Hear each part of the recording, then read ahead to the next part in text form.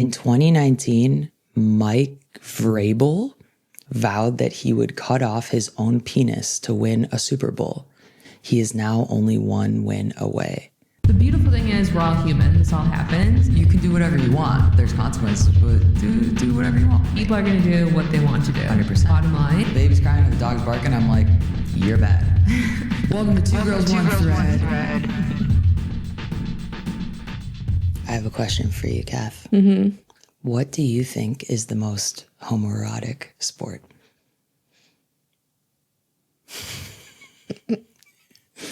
Objectively. Yeah, I guess maybe football. Over wrestling? Is wrestling a sport? Oh my God. I mean, are there professional wrestlers? You're saying in what? I do think wrestling is a sport. Yeah, in general. Well, I know, guess but that's fair. beyond a professional college. Sport. What's the most homoerotic professional sport? You would say football, you think? Yeah. Based on what? Well, not baseball, not golf. Basketball, I feel like it's less body contact, maybe. Yeah. I do feel that the football boys like to get handsy in a fun way. And I think that's what arguably makes it so compelling to watch for so many people. But I mean, hockey's. Well, that's what I was thinking. I was like, is there going to be a heated rivalry situation that we're going to hear about in the Super Bowl or in the NFL? I would personally love to see both of the quarterbacks come out, have a little smooch with each other. Okay. Do I know either the names of the quarterbacks who are in the Super Bowl this year? I don't know if I could tell you that if you had a gun to my head. And I love that about myself. I've not followed football since the Little Giants came out. So that was the last time. But I'm excited to speak passionately about something that I don't have a lot of knowledge about because I feel like as an American, that's my right. How do you feel? Yeah, absolutely. Same page. Welcome to Two Girls, One Thread. You might have guessed it. Today's a very special episode. It's all about the Super Bowl. Super Bowl 60. Super Bowl 60. Nice. Only 9 away from a really cool number, right? I think it's just because I've been on the Reddit boards in all these sport boy boards, sport bro boards all day. I feel like it's like making me like more in touch with my alpha side or something. Yeah. And, like hypersexualized. So Well, I love too that the last time the Patriots and the Seahawks were in the Super Bowl was 2015.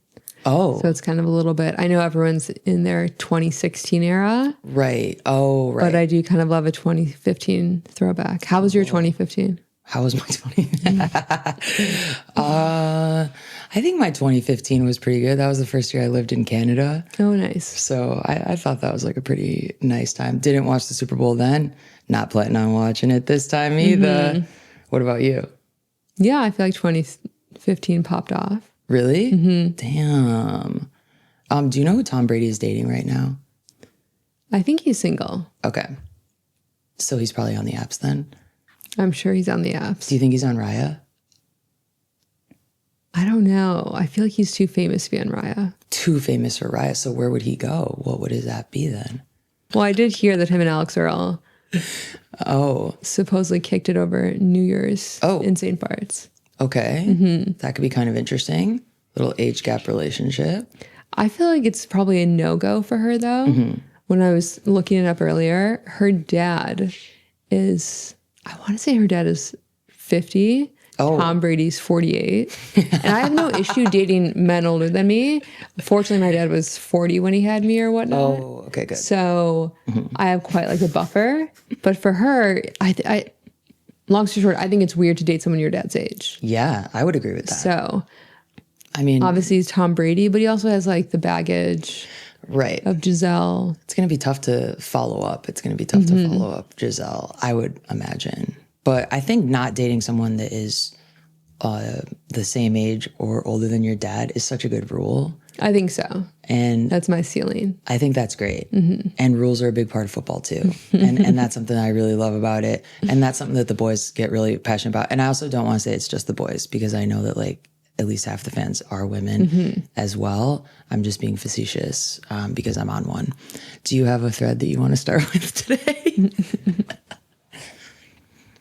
By the way, I'm wearing this Chiefs shirt because I don't have any jerseys or team sport outfits.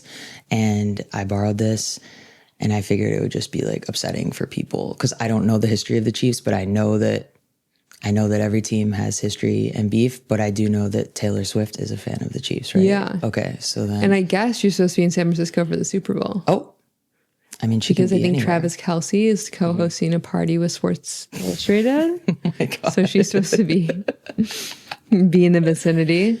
Damn, Travis better watch his girl.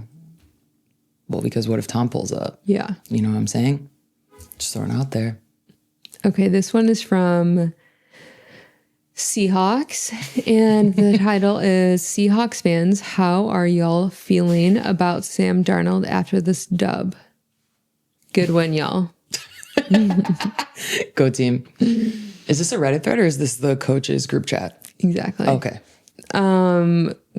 Top comment, he was a bust, bounced around between a bunch of teams, saw ghosts. He was a stopgap between Geno Smith and whoever we got in the 2026 draft. He was turnover prone and picked to finish last in the NFCW. He went 25 for 36 for 346 yards and 3 touchdowns, 0 turnovers in a do-or-die conference championship game and will start in the Super Bowl in 2 weeks. He's one of the best overcoming adversity stories of our time. He's our MF quarterback. Whoa. Someone goes on, oh, and he beat Matt Stafford in QB rating for this game. I'd much rather have a journeyman QB who plays like an elite QB when it matters than an elite QB who plays like a journeyman when it matters. That wasn't aimed at Stafford, BTW. I have to be so real. I didn't understand anything that you just said. But what is pissing people off the most, or is this mostly pride? Because this is like the I think so. Yeah, thread. I would die for him. I would die for him. That's my QB. Whoa. The national media are always down on him. Even some local media. The national media overhypes offenses and flashy players. And Seattle is not well covered. They hear Seattle. They spit out their 1 or 2 old talking point and move on. He had one genuinely bad game this season, even when he still put his team in a position to win that game. He's won many games by coming up big in the fourth quarter. He also does what we need, which isn't for him to be here all the time. Now he's proved it in the postseason. The doubt should be settled, but some move the goalposts again. Yet we still have one game, but we don't need him to prove he's trustworthy in that game. We can expect it. Yeah, to be honest, when I was kind of going down the rabbit hole for this, didn't know Sam Darnold, but he did go to USC. Oh, okay. And played there for 2 seasons Go until Trojans. he entered the draft. Oh, in 2018 and joined the Jets. But essentially, he's had like a series. I think it's like of 4 or 5 teams that he just hasn't really. Everything hasn't meshed or fallen into place. I think initially when he was drafted in 2018, they thought he was going to be like the quarterback of his generation. Right. And just absolutely murder the game. But he just, I guess, wasn't able to find a program that worked for him. Gotcha. So supposedly now the Seahawks could be that. So now he's in Seattle and people would die for him. That's how much they love him. I'm not surprised to hear that, though, from people in Seattle, because every time I've toured there, it is people are depressed. The rumors are true. I think they would die for a lot of things, not just their team. But I am excited. I love a heartwarming story. Yeah. And I'm happy for everybody involved. Well, what I'm curious about is, so Sam Darnold is the youngest of 2. He has an older sister. She played volleyball, I think in like Virginia. Okay. And then Drake May, who's the quarterback of the Patriots. Okay. He is the youngest of 4 boys. So he had 2 of his older brothers played basketball at UNC, and then one played baseball somewhere. Damn. Which I'm like, it's funny to me that both of them come from like families of all college athletes. Yeah.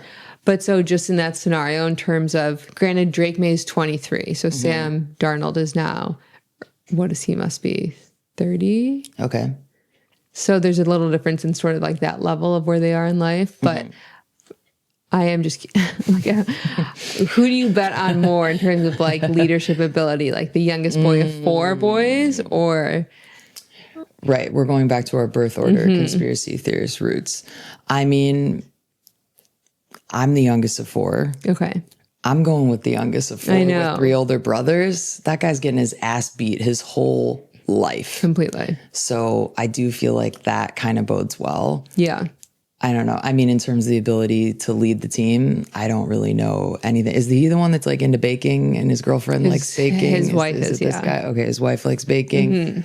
I think that energy feels like that's trying to get people to relax and think that he's like a soft doughboy, but he's probably a freak. Oh, completely. Yeah. So I'm going with the youngest of 4, little guy, little baker boy. I think so too. Wow, you're not going for the older one. Well, I love Sam Darnold having an older sister. Right. Rather than growing up. Can you imagine like the energy in a house with 4 boys? It's wild. But I do think that like Drake May, his wife, I think her name's Anne Marie, and Michael. And Michael and him, I think, started dating like junior high school. No. At like in grade school. Oh. In like 6th or 7th grade. So they've been together since that is middle weird. School. And I kind of feel like that energy is like that sleeper, like he has like the dog in him, low-key. Damn. I mean, I think it's objectively weird to date somebody from middle school. I don't know how you date somebody in 6th grade all the way up through the present, but like that tells me that he's loyal.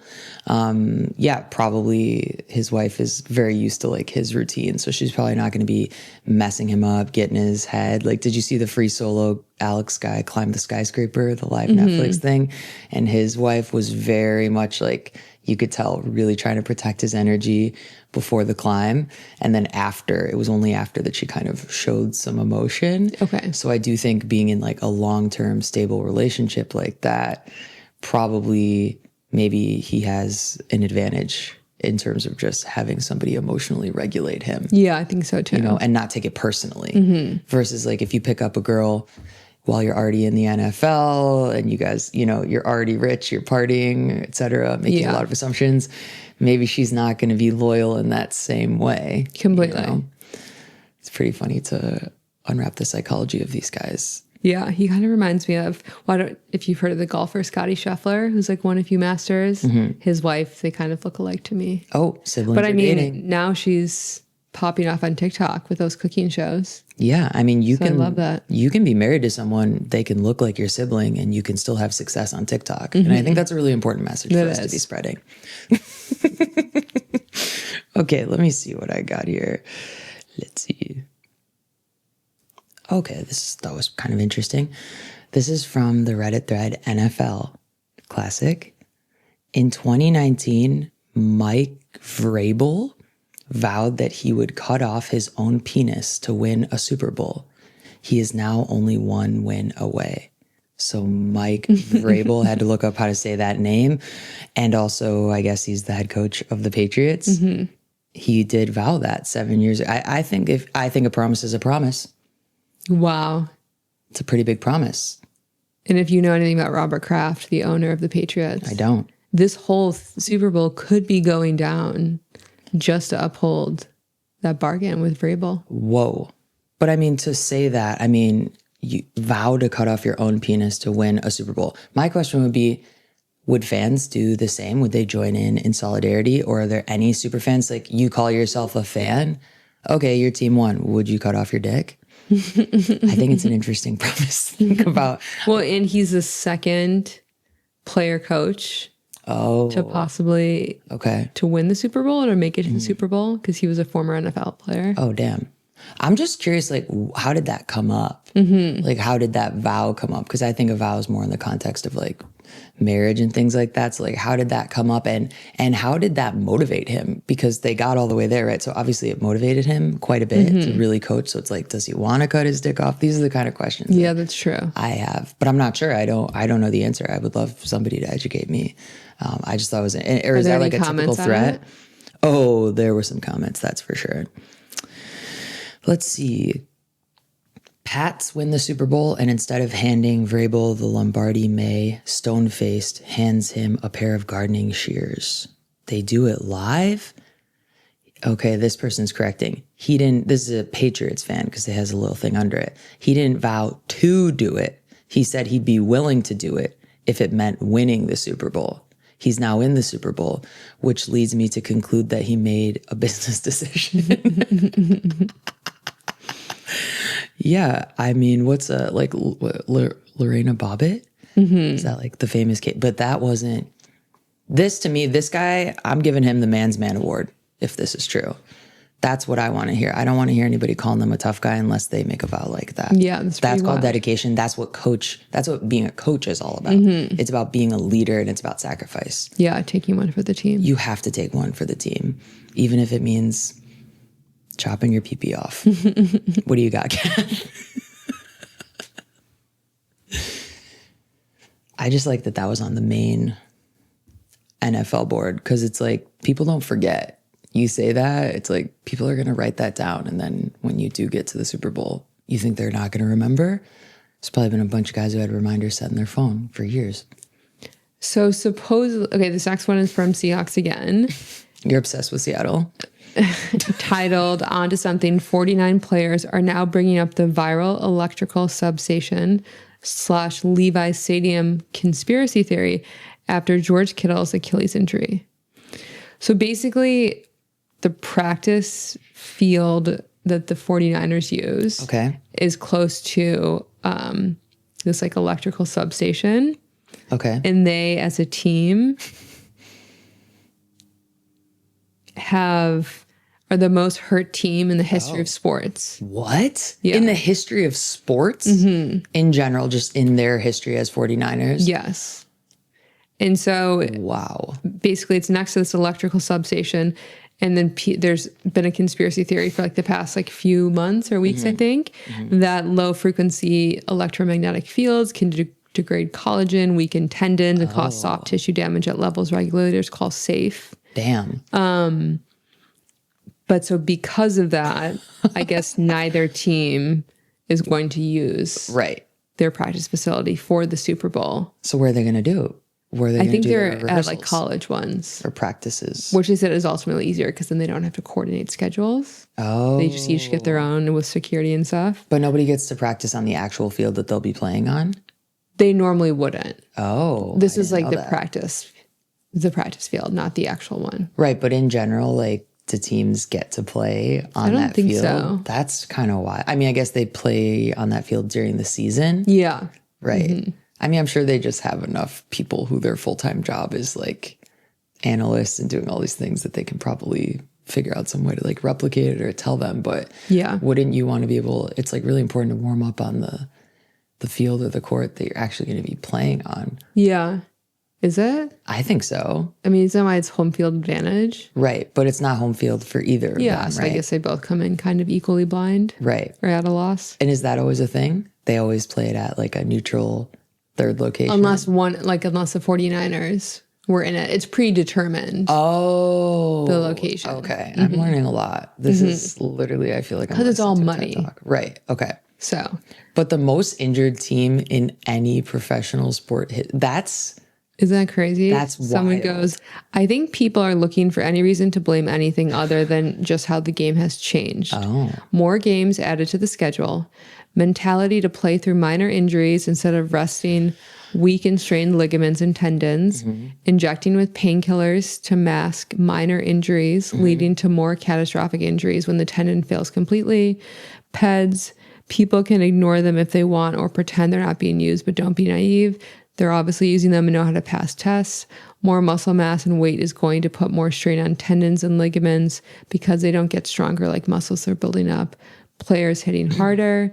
Stronger players hit harder, causing more injuries. I mean, but that would apply to all of the teams in the NFL. That would not explain why the 49ers in particular are getting more injuries than anybody else. Yeah. So I'm not sure. And how did they do this year?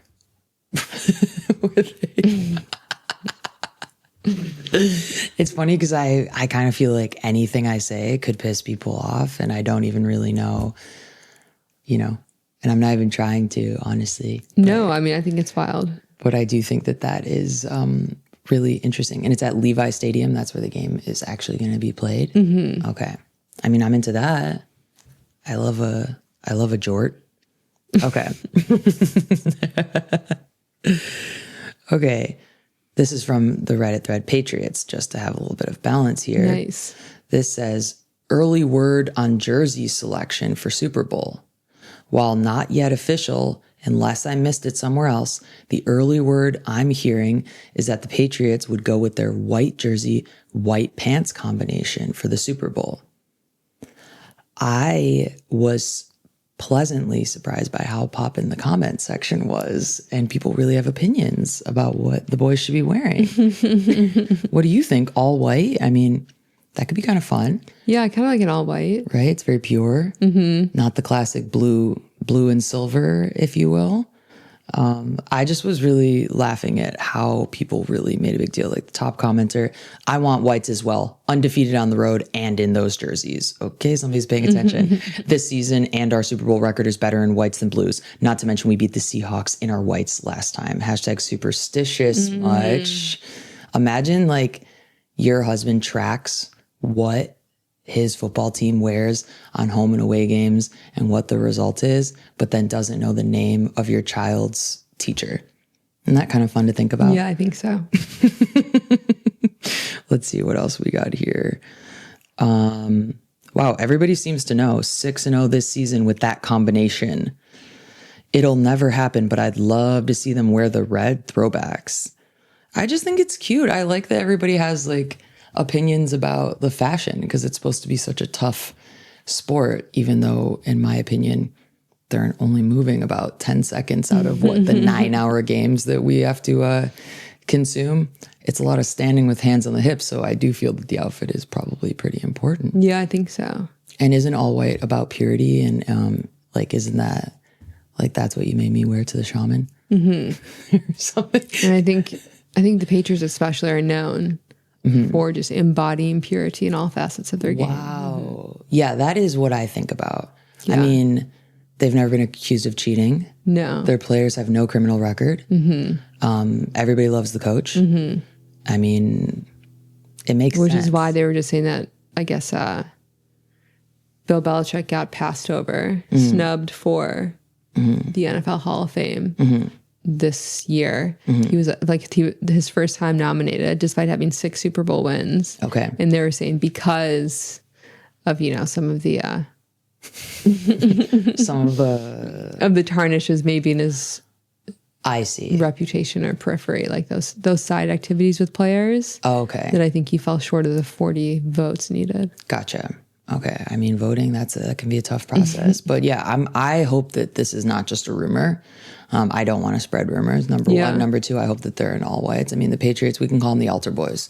That's how pure that it feels, right? Completely. And they have a 22-year-old leading the charge who's married to his junior high sweetheart, and he loves baking. Yeah. So, and I actually heard that they both grew up in like a gated community in Boston where a bunch of retired quarterbacks live. Aww. So there was like some so sweet murmurings on Reddit being like, oh, I think it was an arranged marriage. Damn. Oh, wait, really? Why? Is she from a football family? I guess they all grew up in the same neighborhood though. And then they ended up going to UNC together. I mean, somebody who grew up in a gated community, I'd love to know the stats on how many, quarterbacks who won the Super Bowl grew up in a gated community. That does not, to me, make me think that he's got that dog in him. That's true. You know what I mean? That's actually not a great sign. We don't know anything or everything. I mean, who knows? Maybe they were just like squatting in a house in a gated community. Yeah. I don't know the answer to that, and I'm not going to look it up. So, okay. What do you got?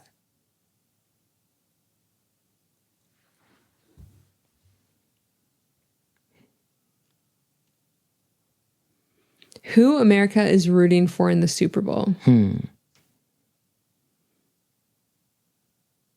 So it looks like predominantly the Seahawks. Is this a poll from somewhere? Yeah. Oh. A poll from somewhere. Okay. Again, and we won't be fact checking. And we'll not be naming our tiny sources. sliver, I would say. So 60% Seahawks. Okay. 2% Patriots. And the rest, who cares? At least Chiefs or Eagles aren't in it again. Oh, God. It's like a dad joke graph. Yeah, I guess so. That's really scary. Who are you rooting for? Bad Bunny. Yeah. Yeah. Same. Yeah. That's the only part that I plan on Are you excited for his halftime show? Yes. I am extremely excited. Is Green Day performing as well? That's what I saw as well. Boulevard of Broken Dreams, baby. Let's go. It's so random to me, though. It's like very random. They're not even similar vibes. I like that, though. And I like that both of them are really putting the middle finger up to the current administration. Yeah. And I so didn't realize that Green Day was even part of the conversation or even slated to perform until people were popping off about Trump and not coming. And that's when I heard Green Day. Okay. I felt like they weren't announced, or were they? Yeah, I have no idea. I mean, American Idiot, that feels right. I like that they're speaking up and mouthing off and they don't care and they have such an established fan base. I just wonder like how the demographic, of who's going to come to see. Well, no, I mean like what's the point of it having Green Day? I think they're massively popular. They are. Yeah. I mean, they played Wrigley Field last summer maybe, and I was surprised at how many people turned out. I'm not surprised. I think they're definitely still extremely popular. I'm pretty sure they're still touring as well. But yeah, I was just happy that there was someone But like in there. who likes them? Like white millennials? I don't think Gen X, probably. Oh yeah, not Gen Z though. Yeah, I don't think so. I mean, I had Boulevard of Broken Dreams on a CD. You know, I enjoyed that. But yeah, I just like that they're just telling everybody to F off already. And I like that Bad Bunny is doing that in his own way as Does well. the president even normally go to the Super Bowl? I have no idea. Right? I have no idea. No, I did find a quote that was really making me laugh. Biden went. No, I mean, first of all, who cares? And second of all, I like the idea of this made me laugh. This was in the Reddit thread Sports, and it says, Trump confirms he will not attend Super Bowl because of music acts. Quote, I'm anti them. Okay, first of all, I'm waiting for Trump to literally drop the they them pronouns because I'm pretty sure it's Does coming. Bad Bunny use they them? No, I think he's saying I'm anti them as in, you know, all the musical acts that are performing. But it's also like nobody cares. Like Trump is such the guy that is like announcing to everybody that he's quitting. Do you think Bad Bunny's going to wear a dress? I hope so. I want to see whatever. He looks sexy in anything. So hot. He's so hot. And I heard that he was rumored to be wearing a dress as a shout out to kind of queer icons of the past, present, and future, in particular in the Latina community. So that could be kind of interesting. Yeah. You know? And I think he's just trying to piss people off. And he's so beloved that he's doing it in a really fun way. Like he doesn't care. He's not even touring in America right now. Like he doesn't have any dates. He doesn't even want to play here except for the Super Bowl. So he's like doing it for the fans. Yeah. Or new conspiracy theory just dropped. He's doing it because he loves Green Day so much. Wouldn't that be funny? Like Bad Bunny was super They're not going to perform anything together, right? I hope so. I think they might. I think they would bring the house down if they did. Don't you think that would be incredible? But what would they perform? Some kind of dance? That's true. In English and Spanish side? Exactly. That's so interesting. I just think it's a powerful message in general with everything that's going on with this big baby. He doesn't want to come to the game. Good. Nobody cares. Stay home. He's like making a big announcement. It's like kids when they're like, I'm running away. And everyone's like, okay, bye. We don't care. It's kind of funny because it's like, oh, why are we making it so political? And it's like, you're the one that's kind of making it political, Cheeto. You know what I mean? By making a big diva announcement that I'm not coming. Again, no one. I know you think at the end of the day that Trump would be pro-party, but that's like the thing that kind of is disappointing with him. He's not pro-party. No, he's a party pooper. Yeah. Yeah. You know? Yeah. He's very like anti-fun. He says he's anti-them. I'd say he's anti-fun, among other things. And that's the most generous thing I've ever said in a long time. Okay, what do you got, Kath? I'm feeling generous. Okay, this one from NFL. Why was Sam Darnold never talked about for MVP? Okay. He did well with the Vikings. They booted him. Vikings tanked almost immediately and Seahawks thrived. I felt the race was heavily favored towards Stafford all year. I feel like they just want to give the award to an old dog. To be clear, I think Stafford is still really good. Who's Stafford? He's for the Rams. And this is for the MVP of the league? Okay. And they're talking about not giving it to somebody who's on a team that has made it all the way to the Super Bowl? Yes. Is that kind of the controversy about it? Yeah. As a Seahawks fan who really likes Sam Darnold, I cringe every time he throws the ball, and I'm surprised he didn't throw a pick. MVP play shouldn't have that response. Like, for example, watching the Mariners this year, I was like, oh yeah, Cal Riley is for sure going to hit a bomb no matter what. Second place in MVP votes. That's really brutal to say as a fan, that every time you see your quarterback throw, you cringe. Damn. Yeah, exactly. It's funny how the narrative shifted amongst Viking fans that originally they let him go because he choked in big games, and now it's because they couldn't afford him. Oh, what do you think the MVP, what do you think? What qualities should they have? Is it just stats? Is it leadership? Is it miscongeniality? Is it what they bring to their community? I mean, it's probably a little bit of all in the above. I think you have to have the stats to support it, and then just... You gotta have some riz. Mm-hmm. Be lovable. Be lovable.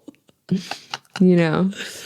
Yeah, I guess so. I'm surprised that the Seattle guy who said he's the biggest fan is coming for his boy so hard. Yeah, I guess so. I wonder who's going to.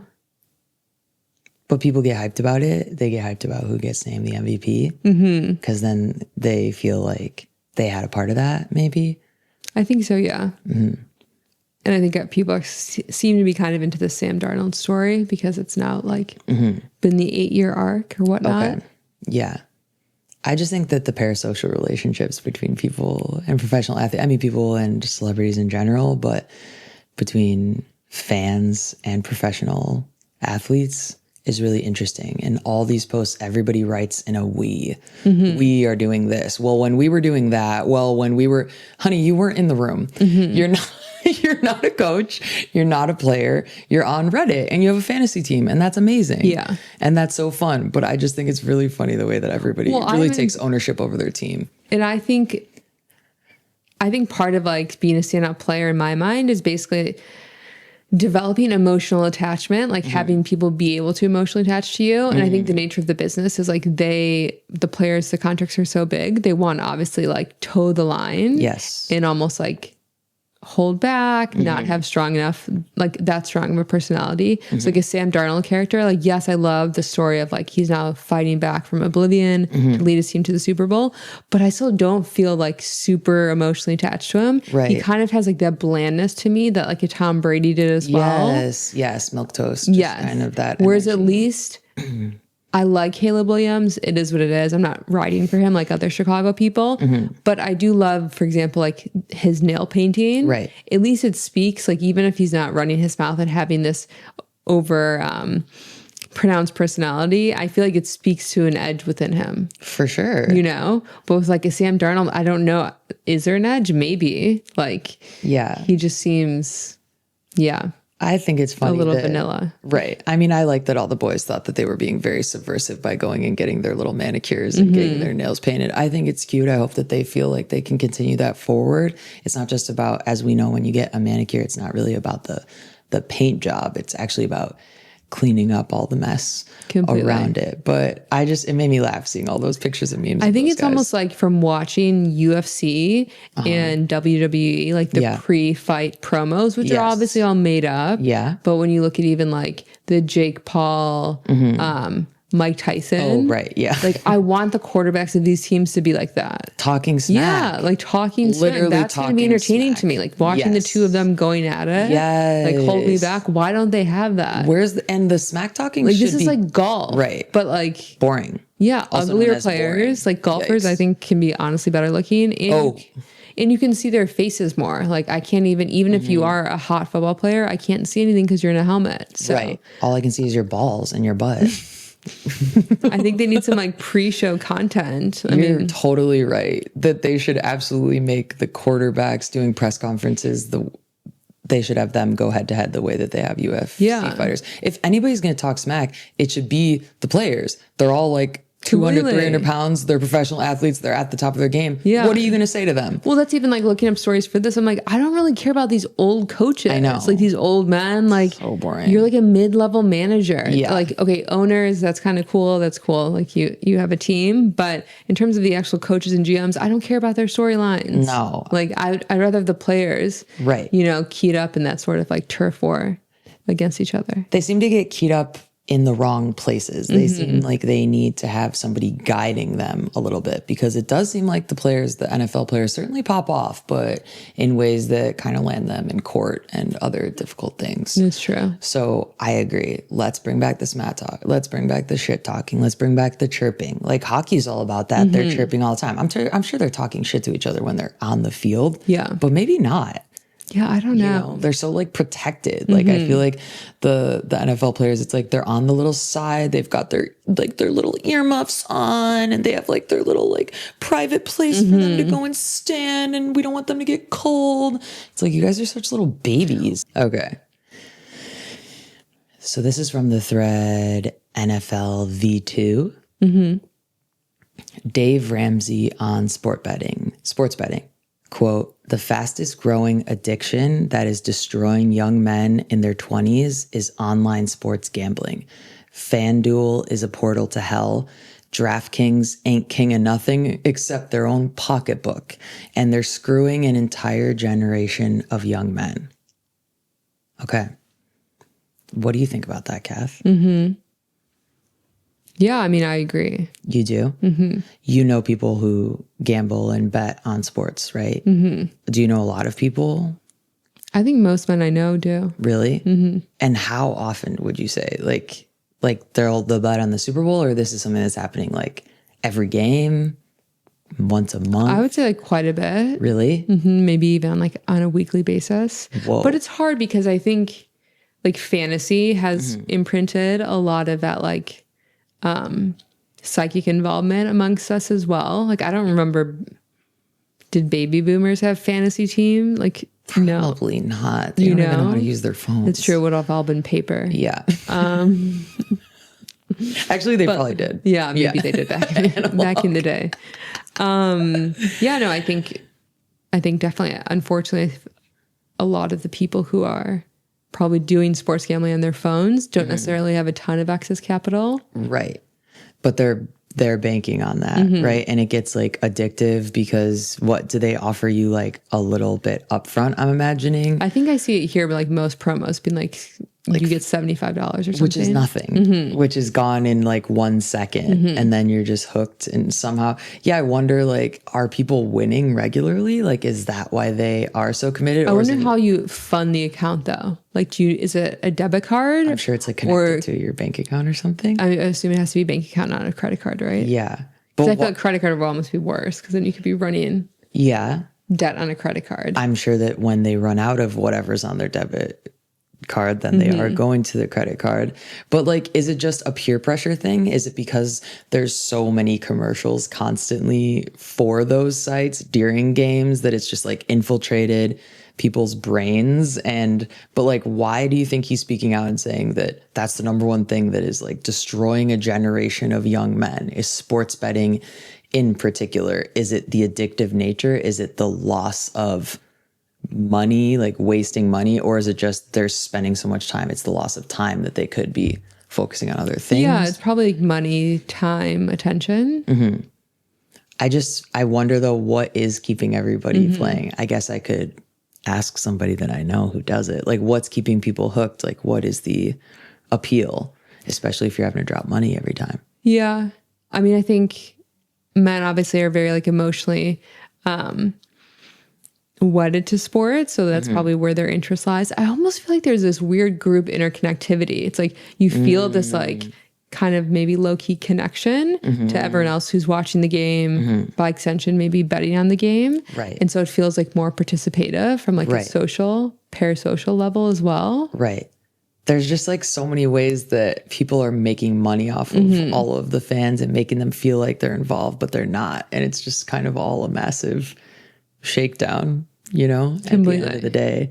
But I wonder how, like, is there a positive spin? Like, what could be good that comes out of a generation of men being addicted to sports betting? Better that than alcohol. There you go. But I feel like a lot of it happens at bars. That's true. So I don't know. I mean, let's see what these top commenters said, because I was kind of surprised someone would be speaking out against it. I mean, unless it's against their own pocketbook. In theory, I wasn't opposed to grown adults making decisions for themselves, but man, has this just been a fucking disaster. Gambling should be treated like cigarettes. No ads and big, bold warnings. Whoa. And they just added deli ham to the list of carcinogens up there with cigarettes. So no gambling, no cigarettes. Oh, amazing. And no sports betting. So I don't know what I'm going to be doing this Friday night. It says this commenter says it's way more dangerous than cigarettes, honestly. Cigarettes not only require you to actually go out and purchase them, but also you can't ruin your entire life with them in a bad binge. Okay, that's interesting. So it's just like, maybe it's a matter of like, it's on your phone. It's so easy to do that you can't control yourself. It's like an impulse control thing. And gambling is obviously addictive, and they don't have to go to a casino. Yeah, they can just literally look at it. Banning vices just doesn't work. But why are we allowing gambling sites to advertise like they're cigarette makers in the 40s? Okay, everybody's making the same point, guys. Read each other's comments. Well, even I feel like with Dave Ramsey, do you ever follow his content? No. He's like Mr. Yeah, what is Baby Boomer. Oh, okay. Money guru. Wow, I'm surprised I haven't come across him. He's a little bit of like, I think that comment is a little bit of a grift as well. Okay. Granted, he has a huge following, so he's already really famous. But I think he wants to, Super Bowl season, wants to drum up some relevance for him as well. Right. I think the issue is like, it's amazing how much attention, and obviously it's corporate interest, but attention is given to promoting online sports betting, and yet there's not attention given to promoting, saving for your first home, literacy. Yes, exactly. Taking care of your family body, planning, nothing. Professional engagement, and the rest of that. Right. But I mean, if we go into the larger conspiracy of capitalism and everything, it's like they don't care. They just want you to spend all of your money until you die. Yes. Well, I feel like before, a lot of like the in the 50s and 60s, there was so much propaganda about families almost, because I think they viewed the family as a huge like consumer vehicle and wanted to, promote home ownership, appliances, cars. And it was a very family sort of identity. So it is interesting now when you see, I don't think they're worried, like they can just sucking out subscription revenue and online sports betting out of you on an individual basis, living in like a micro 300 square foot little studio apartment. They don't, yeah, it is interesting to me. So what would you do if you were with somebody or somebody that you loved was addicted to sports betting? Like, how do you help somebody? We're not going to watch sports. Oh, no more watching sports? But they can just look and read about the games and still bet on it. I mean, I guess we can get like some yonder bags when we both get home and we'll put our phones in the bags. Oh, yeah. Take their iPad away. You have to, sometimes you got to take a guy's iPad away. If they're getting too handsy with it, they can't. You would have a yonder bag. You'd ask your boyfriend to put his phone in a yonder bag. I would. That's pretty funny. Yeah. I think it's like, if you're you can, what? Everyone lives their own dream. Of course. So I'm not going to knock if you want to sports bet, but, you better be really cash flow positive if you're going to be, if that's your hobby. Yes. Like if in terms of us building life together. Totally. Yeah. If that's going to be your guilty pleasure, you have to make sure all of your other ducks are in a line. Yeah. Yeah. I mean, I'm thinking like in my family, like my dad likes to gamble and he was a big like off track betting horse races. Okay. But then you do have to turn up in person. You got to go down there. You got to see the horses. It's a whole, I guess not for the off track one, whatever shithole that he would go to, but at least it's like you're getting out of your house. Maybe you're getting some steps in. Yeah. I mean, that's what we said about poker nights too. Exactly. So some social interaction. I think that it's not very social. So I think that if you have a boyfriend or somebody that you love that's addicted to sports betting, get the yonder bags out and you better tell them, you better be showing me huge stacks that you're bringing home. Otherwise, not interested, right? And you can bet your ass that I'll be throwing you to the curb. How about that? Well, I think the assumption is you're going to lose everything you bet. So it's fine if you want to throw the money away, but you better make sure you have enough surplus that's not material to the life we're building together. Right. I'm surprised that you're not saying that the solution to getting people away from their addiction to sports betting is not trading it out for smoking cigarettes. Because that'll keep you busy. That's expensive. That's true. You know, you're not going to have a lot of extra cash around. I know that smoking cigarettes helps people sometimes with their anxiety. You're feeling calmer. You're not. I think feeling they're that back, impulse. right? Aren't they? Cigarettes? I don't think they went away, baby. I know, but I had heard that storyline. They're like Gen Z is now back. The vape lords have found the cigs. I guess so. They're like, wow, this is such a fucking throwback. I have my Polaroid and my cigarette. I love that. Yeah, you shouldn't smoke cigarettes unless you're like Sir Jessica Parker in Sex and the City. She's not the only person who gets a pass. Definitely not. And that's a fictional TV show. There's no way that SJP actually smoked, right, Kath? I think she was a chain smoker for years. I think she still smokes. 100%.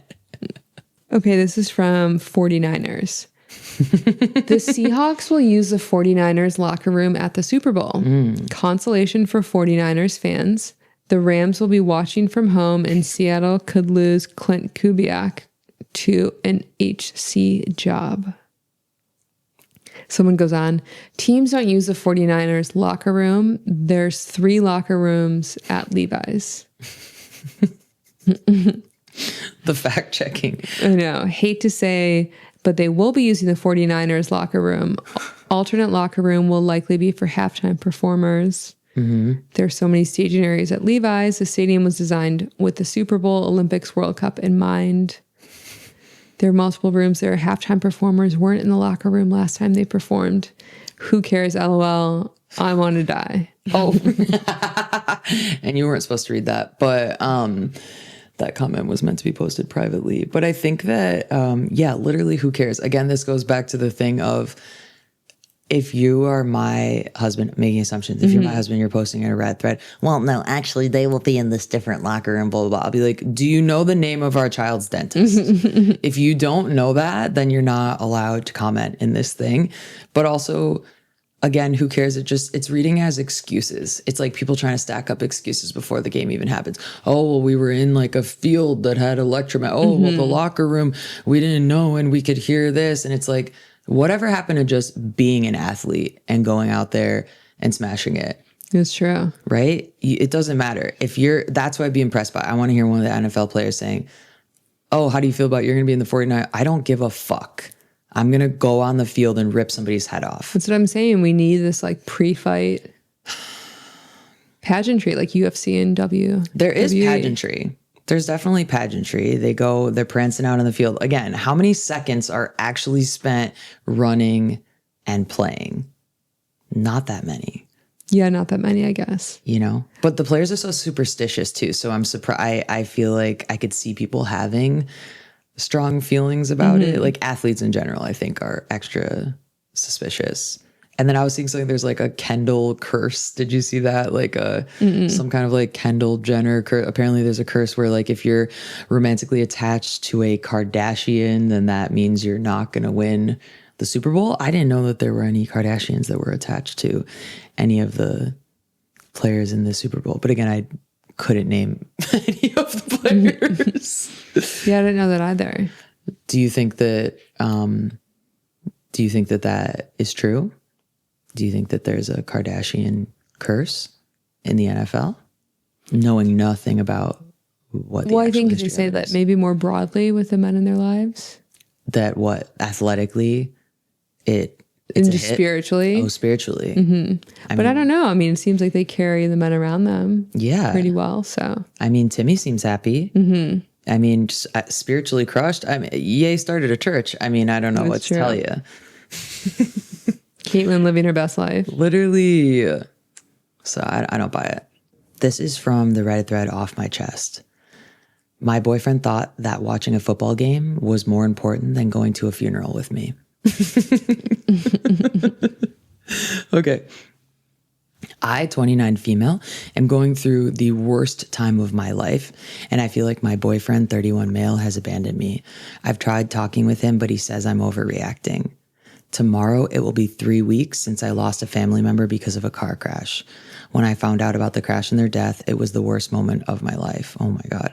It feels like a nightmare I can't wake up from. The funeral was a week later, and it was the second worst day of my life. My boyfriend, 31 as a reminder, decided not to come to the funeral with me because of a football game.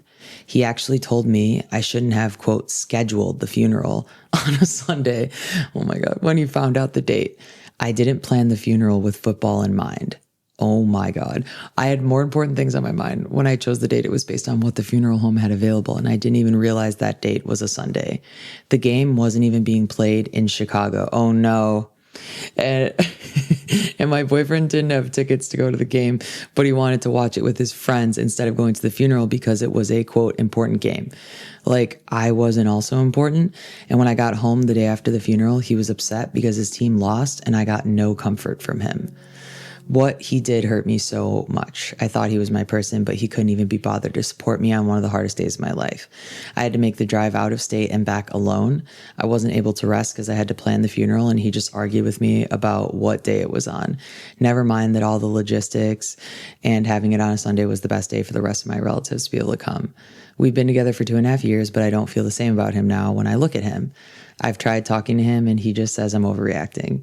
His team has won their games last week, and today he keeps saying, quote, best day ever, while I'm walking around like a zombie because I miss them so much. Sorry this is long. We've never had anything like this happen between us before. My boyfriend says it's different because the team is winning for the first time in a long time. He's never done anything like this before. Or maybe I'm stupid and missed the signs, or there's never been anything big like this for him to abandon me over. I don't think I can move past this. He hurt me in a way I've never been hurt before. What do you think, Kath? I think it's time to end the relationship. I think so too. At first, when I read it, I thought, oh, is he playing? Like, is this an NFL player's wife who is writing this? I do not believe that is the case. Unfortunately, I think it's a Bears fan who is the boyfriend, right? That's what it's unfortunately giving. And then all of it would be so horrible on its own. But the fact that she's the one who planned the funeral implies that it is a very close relative. So I can't really think of an excuse that the boyfriend could give for that, like, callous of a reaction. Well, I think too, in terms of her choosing a male partner for the long term, we want someone who's a financial leader, a spiritual leader, someone who knows how to play the game to win. And it just does harken back to, I have seen so many men at weddings and other significant events with an earpiece in their ear and a radio in their pocket. And they show up and spend the whole time listening to the game. So the fact that he couldn't do that, they drove out of state and wasn't able to listen to it argue on the radio. That's insane. And you don't know how to play the game to win, to play both sides of the coin. So you're out for that reason. I didn't even think of that. Yeah, I've definitely seen like respected fathers fully watching a game during a mass. Yes. Which I think is beautiful. And I think that is their right. The headset, having a little earbud in is really funny. Because again, all of these fans think that they are the coaches. They're like, this guy, I think this boyfriend, if she actually grilled him, would probably say babe, if I don't show up when the Bears are winning, you know what I mean? They're going to fail without me. I think that he's that delusional that he thinks that he's coaching the team and that behavior is acceptable.